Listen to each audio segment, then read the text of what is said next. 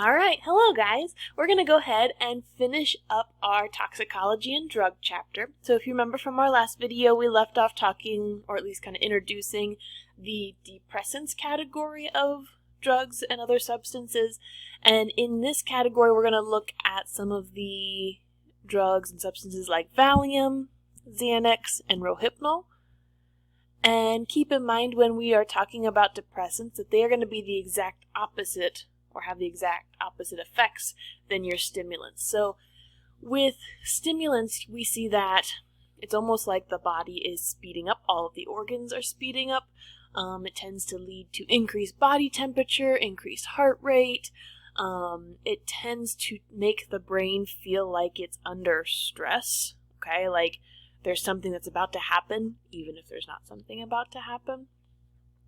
And what happens is under stimulants, if there's an actual problem that occurs, the body tends to not be able to respond to it.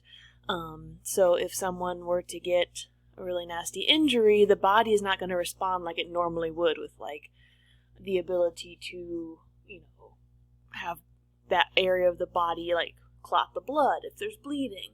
It basically disables the body from being able to regulate and go through that homeostasis that we've talked about before in prior science classes.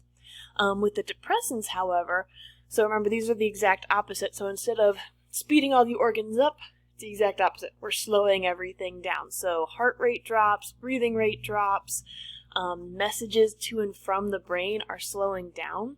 And so what happens is most of the time if there's like a problem that arises or something happens that the body needs to respond to, the brain says, I need to respond to that, but the body loses that ability or coordination to do so. Okay. Alright, so with our depressants, there's a couple of them out there. So there's Valium. Valium is a sleep aid. It's one that's prescribed to people who have like trouble sleeping. Sometimes people who have like really high anxiety can take those occasionally to kind of calm themselves down if they start to go into like a full panic attack. There's Xanax, which is also used for anxiety, and then the other one that I mentioned that unfortunately is kind of common is Rohypnol. Rohypnol is sometimes known as the date rape drug. It's not the only date rape drug out there. There's also GHB, okay, and ketamine, and GHB is used also as a type of sedative and sleep aid, and then ketamine is actually an animal anesthetic, so a lot of vet clinics will actually use this to help the animals go to sleep for like surgical reasons. And all three of these are used as club drugs, where they're either used intentionally for people who like basically just want to use drugs in a club and feel that kind of like chill sensation that they bring, but sometimes they are not used with that person's knowledge. So for example, a lot of the date rape drugs are where they oftentimes drop them in alcohol, which actually speeds up the symptoms of these drugs. So Rohypnol is one of the most common date rape drug. It's pretty fast acting. It takes about 30 minutes for full effects to be felt, and it's also long lasting. It lasts up to 18 hours. Now, Rohypnol is a sleep aid, but it is actually illegal to use and to possess and to manufacture in the United States. Rohypnol is typically manufactured over in Europe and in parts of Asia. And then people who want to get their hands on Rohypnol will oftentimes order it and have it sent overseas. And then other ways of getting hands on it would be like buying it off the streets as well. And so with Rohypnol, it causes confusion, dizziness, it impairs someone's ability to make good choices, can often lead to drowsiness or a lot of times loss of conscious, especially if it is mixed with alcohol. With alcohol, the combination, the mixing of these two substances actually speeds up the symptoms, which is why it's used for date rape drug. And it can often cause amnesia as well. Sometimes it's called the forget drug. So Rohypnol is particularly dangerous because the older versions or the original prescriptions of Rohypnol were just a little like white pill, and you would drop it in the drink and it would be perfectly clear as it dissolved. Okay, with some of the manufacturers in Europe, not all of them, but some of them, they've actually changed the chemical dye in them, so they're actually like a light green color now, and when you drop them into a liquid and when they dissolve, they actually turn a bright blue color. And the reason they did that is because of the abuse of this drug being used for date rape. And even though it's not supposed to be manufactured here in the United States, and even though it's illegal here in the United States, unfortunately still kind of common. I think a statistic I read, there's about 2% of all high school seniors across the United States that have been affected or have used the date rape drug or had been unknowingly given the date rape drug. Even in areas around here, I've heard of students who have been given the date rape drug, and other people as well. So it's something that you definitely need to be aware of, okay? The most common audience to get this, okay, or the most common group of people to be given date rape drugs are actually freshman females, so freshmen in college females. So as you guys get older, be smart, okay? Make sure you aren't going out alone if you choose to drink. Make sure that you don't just leave your drinks around, because a lot of times we have this thought that we're like invincible, and it's when you start thinking like that that something can happen. Okay, so just be careful whenever you grow up, and be smart, make good life choices. Okay. Speaking of alcohol, that's our last depressant. Okay, so technically alcohol is a depressant. A lot of times it's kind of grouped off by itself just because it's such a major thing. And so what we see is that all alcohols, okay, so liquor, beer, and everything underneath that alcohol category, they are toxic to the body because when someone drinks alcohol, it tends to damage the cells in your liver, because remember, your liver is like the filter for your body.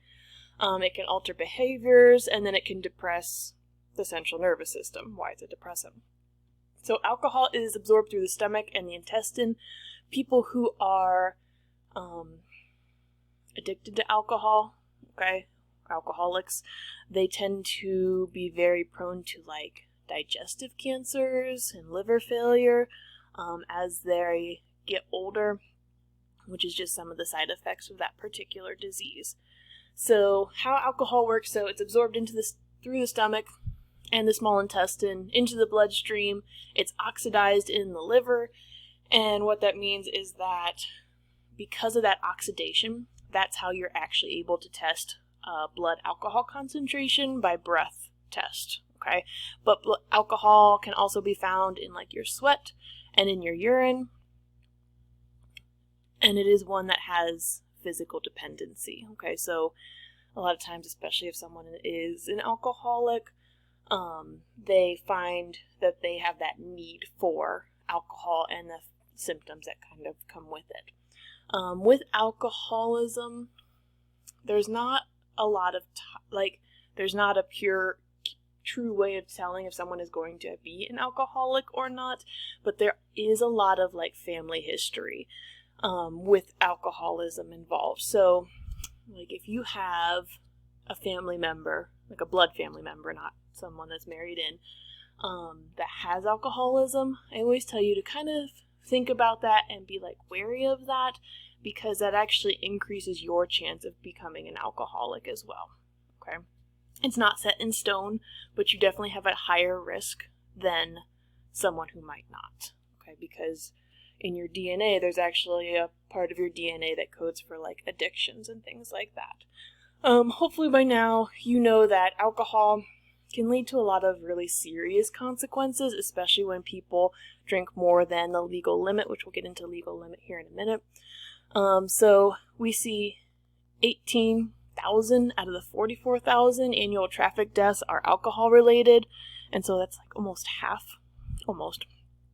And so one of the reasons why we see this and why you hear about it so much is with alcohol-induced car accidents. One of the reasons why they're so serious is, one, that person is lacking in judgment. So if a deer pops out in front of your car, or someone pulls out in front of you, in your normal state of mind, most people would be able to stop just fine, or avoid the accident, or at least slow down before that accident happens. When someone has a blood alcohol concentration over that legal limit, that's when they start to notice that the reaction time is much slower. So instead of like hitting the brakes when someone pulls out in front of you, your brain might say, hey, you should hit the brakes, but that message is so slow getting down to your leg muscles to actually push the brake pedal that it doesn't actually stop you from, it actually doesn't get there in time before you hit that person who pulled out in front of you. Okay? So be smart. Make good life choices. Okay? So let's talk legal limits. Finish it up here. Oh, there we go. Alright, so with blood alcohol concentration levels, so it's always measured in grams over liters, and that grams, for those of you who are kind of nerdy like me and always wonder why they're measured that way, the grams is actually the amount of ethanol, which is what alcohol is, the amount of ethanol, and like the weight of it, per 100 millimeters of blood, okay? So these are actually taken what the blood levels would be, but then they translated the blood levels, so 100 milliliters of blood translates loosely to about 210 liters of breath, because your lungs only hold about 6 liters. But they measure it, and they did that conversion so that you can use things like breathalyzers to actually test legal limits. Alright, so obviously 0 grams per 210 liters of breath, the very safest of all blood alcohol concentrations, because there is no alcohol in your blood at that time. I have this question sometimes. Okay, I have a little bit of time to address it. There are some conditions where people can actually, like their cells can manufacture alcohol. Typically, though, it's not enough to cause any major symptoms. And people figure that out pretty quickly and early on in life, and it's a super rare genetic condition. Okay. But back to blood alcohol concentration, or the BAC as it's abbreviated. So 0.02 grams per 210 liters. At this time, people are still good. They are usually able to drive, able to talk, but at this time, if you are someone who works like heavy machinery, like a forklift or any construction stuff, if you get tested and you have a 0.02 and you're working heavy machinery, you can get charged with operating heavy machinery under alcohol, like a DUI basically, even though you're not driving. So at that time, you do have to be more careful when you're working with heavy machinery, okay? And when it comes to blood alcohol level, 0.08 is the legal limit for driving. So at or above this level, you can be convicted of driving while intoxicated in all states of the U.S., okay? Because right at 0.08, 0.09, that's when you start to see the impairment. That's when you start to notice slurring of speech. That's when you notice slower motor functions, okay, because that's right where people start to get to the point where they won't be able to react as quickly. Okay. 0.30, which is way high, at this time people begin to lose consciousness, and 0.4, most people are not able to survive a 0.4. Sorry, I said 0.04.